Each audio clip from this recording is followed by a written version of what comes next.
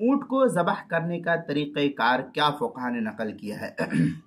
चुनांचे ऊँट को हलाल करने का बेहतर तरीक़ा नहर फ़ुक़हा ने लिखा है। नहर, जो नहर होता है कि ऊँट इस तरीके से खड़ा रहे, उसके हाथ पैर को मजबूती के साथ बांध दिया जाए और फिर छुरी को जो है उसकी गर्दन में इस तरीके से लगाया जाए, तो इसको नहर के लफ्ज़ से ताबीर करते हैं। यानी उसका अगला बायां पाँव जो है बांध दिया जाए, क्योंकि जब ऊँट शर्री हो जाता है तो फिर बहुत तकलीफ देता है जब शरारत शुरू कर देता है, इसलिए उसके हाथ पैर को अगले और पिछले दोनों टांग को मजबूती के साथ बांध देना चाहिए।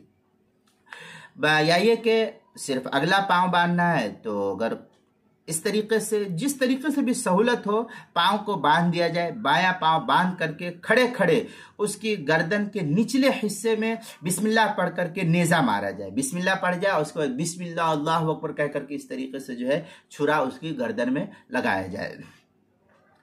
लेकिन बिस्मिल्लाह पढ़कर उसको नेज़ा मारा जाए जिससे सब रगे कट जाए और बहने वाला खून जो है निकल जाए। ताहम अगर ऊँट को लिटा करके गाय और बैल भैंस की तरीके से ज़बह किया जाए, तो इस तरीके से भी ज़बह किया जाए तो इसकी भी गुंजाइश है, मगर ये अमल खिलाफ औला है ऊँट के सिलसिले में, लेकिन जायज़ है ये भी। मौसूअतुल फ़िक़हिया में है, क़ालल बरकती हुआ क़त्उ उरूक़ुल इबिल अलकाइना फ़ी अस्फ़ल उनुक़िहा इंद सुदूरिहा। इस तरीके की इबारत जो मौसूअतुल फ़िक़हिया की 40वीं जिल्द सफ़ा 120 पर इसको नकल किया है। मज़ीद आगे जो है यस्तहिब्बु फ़ी नहर अन तकूनल इबिल क़ाइमा अला सलासति माक़ूलतिल यदिल युसरा। इस तरीके की इबारत जो है मौसूअतुल फ़िक़हिया की 40वीं जिल्द सफ़ा 122 पर नकल किया गया है।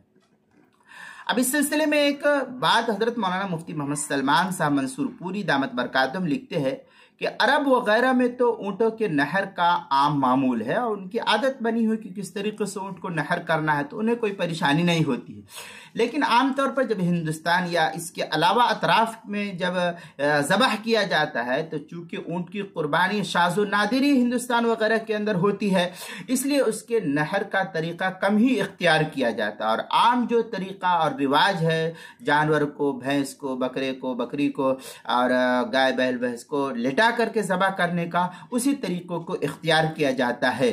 और लोग ऊँट को लिटा करके इस तरीके से ऊँट को भी ज़बह कर देते हैं। लेकिन इसमें बाज़ जगह मालूम हुआ है कि उसकी गर्दन पर 3 जगह छुरी फेरनी ज़रूरी समझी जाती है। आमतौर पर ऊँट के सिलसिले में कहा जाता है कि नहीं, उसकी गर्दन लंबी होती है, इसलिए 3 जगह उसकी गर्दन पर छुरी को फेरा जाए। तो ये इल्तिज़ाम शरीयत में नहीं है, इस इल्तिज़ाम की शरअन कोई इजाज़त नहीं है, ये बिल्कुल बेअसल सी बात है। अगर एक जगह ज़बह करने से सारी की सारी रगें कट जाए तो गर्दन में दूसरी जगह छुरी का चलाना, ये शरीयत में इसकी इजाज़त नहीं, ये बिल्कुल बेज़रूरी और बेअसल सी बात है। ये हज़रत मौलाना मुफ्ती मोहम्मद सलमान साहब मंसूर पूरी दामत बरकातुहुम लिखते। हो सकता है हज़रत को किसी ने बतलाया होगा या उनका तजर्बा होगा, तो मैं इसको नहीं कह सकता हूँ। बहरहाल इस बात को हज़रत ने लिखा है किताबुल मसाइल की 2री जिल्द सफ़ा 326 और 327 पर, 2री जिल्द के अंदर आप वहाँ देख सकते हैं।